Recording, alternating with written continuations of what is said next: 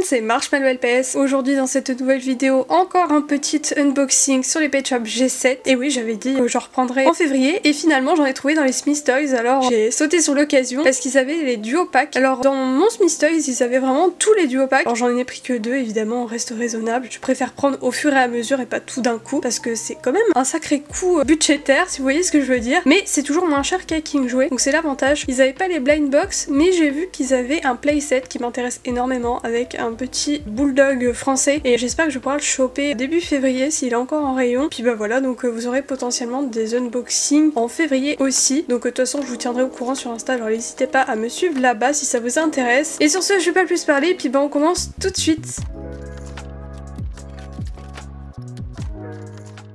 Donc voilà les duo packs que j'ai pris. On a un duo pack avec un loup et un poisson et un deuxième avec un chat renard. Personne dans la communauté a su se mettre d'accord sur le nom de ce pet shop, alors moi j'appelle ça des chats renards. Et j'ai mon premier axolotl juste ici, j'ai trop hâte de le déballer. C'était mon axolotl favori en plus parce qu'il y en a d'autres. Il y en a un jaune normalement qui est vendu avec un tube, mais j'ai pas encore les tubes en rayon. On va commencer par le loup, tiens. Bon alors je prends pas mon petit cutter parce que j'ai un peu la flemme et surtout que mes ciseaux sont plus accessibles actuellement. Donc j'aime bien les duo packs parce que c'est pas très cher pour le prix, honnêtement. On a quand même 2 pet shop. Que les blind bags c'est genre 6 € à Smith Toys, ça fait 12 € après les duos. Par contre les pet influenceurs c'est pas logique parce qu'ils sont à 24 € à King Jouet. D'ailleurs tu sais, ils avaient pas de pet influenceurs à Smith Toys, je sais pas si du coup c'est une exclusivité d'un magasin ou si juste ils les avaient pas reçus. Mais je crois que je les ai même pas vus sur le site. En tout cas voilà, ce magnifique loup, il est juste trop beau. Et puis le petit ressort et tout, c'est trop satisfaisant de retrouver ça sur les pet shop maintenant. Alors j'ai vu il y en a sur Twitter, sur le LPS tweet, ils disent qu'il y a des pet shops avec des défauts et ces personnes là ne mentent pas, il y a vraiment les photos à l'appui et tout. En tout cas pour l'instant de mon côté je suis pas encore tombée sur des pet shops défectueux, j'ai beaucoup de chance. Peut-être qu'après c'est une minorité de gens, mais en tout cas c'est possible qu'il y ait des défauts parce que j'en ai vu. Après je sais qu'il y a une rumeur qui se répand de plus en plus en France qu'il y a un requin dans les blind bags et à la place on a une carte d'un panda. Alors j'espère que c'est pas le cas dans toutes les boîtes parce que j'aurais un peu la flemme de me retrouver avec une carte panda au lieu d'une carte requin, si vous voyez ce que je veux dire. Et celui-là il est juste magnifique. Alors c'est pareil, je cherchais beaucoup ces 2 duo packs, même si ma priorité au tout début était évidemment le Maneki-Neko juste ici. Celui-là c'était vraiment ma priorité numéro 1 évidemment. Il trône sur mon bureau carrément. Et sinon bah après le chat renard avec l'axolotl, bah c'était mon 3e pack préféré, si on peut dire ça comme ça. Donc on va chercher les petits accessoires maintenant. Et après on ira chercher la carte avec le code Roblox et la checklist. Donc pour les accessoires on est sur des trucs typiques G2, un petit poste radio, petit plateau de sushi. Alors je sais qu'il y avait eu un plateau de sushi avec des baguettes, mais je pense pas que ce soit celui-là à la base, ou en tout cas si c'est celui-là, les baguettes ne sont plus incluses malheureusement. Et on a une petite boisson encore une fois typique des G2, donc ça fait trop plaisir. Et le plateau de sushi, moi j'en ai qu'un, donc un deuxième ça fait plaisir. Je vais faire genre un restaurant sushi et tout, c'est vraiment pas mal. Pour ce qui est de la carte, c'est dans la boîte, je vais vous montrer. Faut tirer le décor juste ici. C'est juste derrière. Juste là on a le code Roblox que je vous cache évidemment. Il y en a qui disent que normalement c'est les mêmes codes pour tout le monde, mais par précaution si un jour je me mets au jeu, flemme, quelqu'un a déjà utilisé mes codes, vous vous doutez bien. On a eu la carte du petit poisson, il est de type Chiliest celui-là, et pour la rareté on est sur du exotique.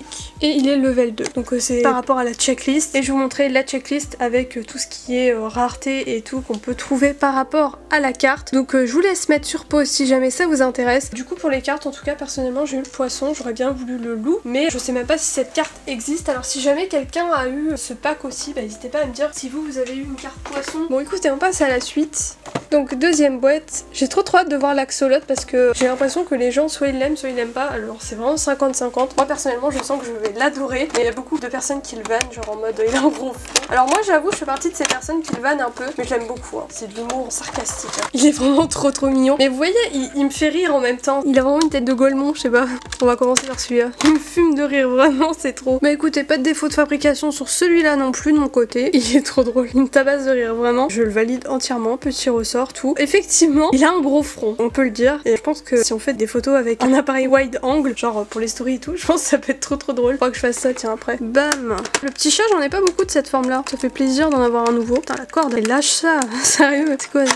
Oh comment il est beau celui-là. Alors je sais qu'il y a normalement un pet shop ou deux dans des tubes qui ont ces petites formes d'étoiles. Je crois que c'est un type de personnalité comme Chiliest, c'est les espèces de petites fleurs bleues. Je crois que du coup ça c'est une personnalité. Et c'est pareil pour l'axolotl, je viens de remarquer donc sur la carte on va pouvoir voir si ça correspond à un type ou pas, mais je pense que oui. Donc du coup c'est encore une fois derrière l'emballage. Anecdote, j'ai oublié de faire la miniature pour la vidéo, donc ça veut dire qu'il va falloir que je remette tout dans l'emballage pour pouvoir la faire. Bah let's go, c'est génial. D'habitude je pense à la faire à l'avance et là j'ai complètement zappé. On est vachement bien organisé décidément. Petite checklist, je vous l'avais pas montré en détail parce que bah c'est une checklist quoi, mais c'est comme à l'ancienne. Mais c'est trop cool.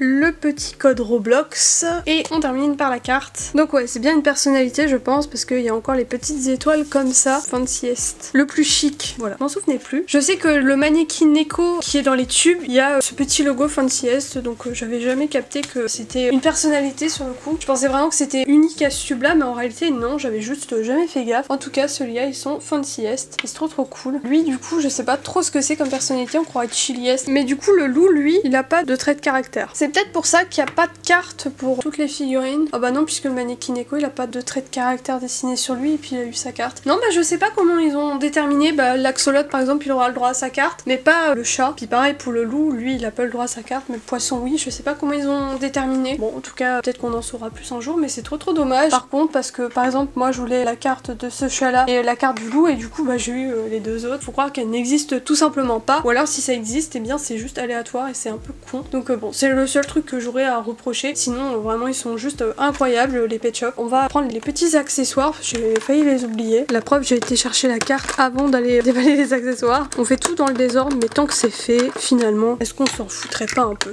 Les petites lunettes, elles sont sympas.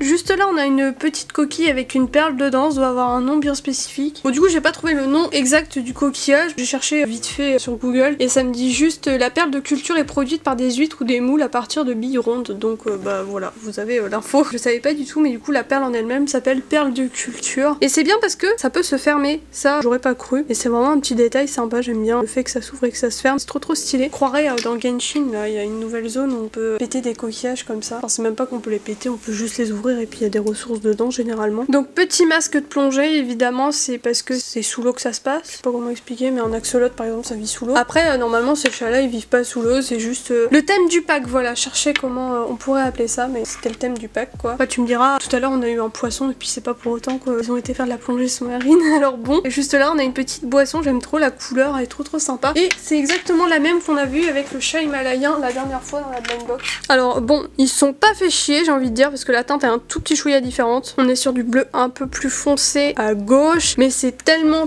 discret. Franchement, faut pas déconner les gars. Vous êtes pas fait chier franchement sur les accessoires. Il y a tellement d'accessoires en plus dans les G2. Je pense qu'ils auraient pu au moins faire une couleur différente quoi. Donc eh bien écoutez, c'est déjà tout pour cette vidéo. Merci de l'avoir regardé jusqu'au bout. Comme d'habitude, bah n'oubliez pas de vous abonner si ce n'est toujours pas fait, de mettre un petit like avant de partir, ça fait toujours plaisir. Et dans les commentaires, bah, n'hésitez pas à me donner votre avis sur ces pet shops G7. Et si vous avez réussi à en trouver en magasin, parce que j'ai beaucoup de retours de personnes qui me disent qu'ils les ont pas encore trouvés, bah j'espère que ça va être bientôt le cas pour vous. Et puis bah n'hésitez pas à m'update si jamais vous arrivez à les trouver en magasin tout simplement. Et bien moi sur ce, je vais vous laisser, je vous dis à bientôt pour la prochaine vidéo et puis bah bisous tout le monde.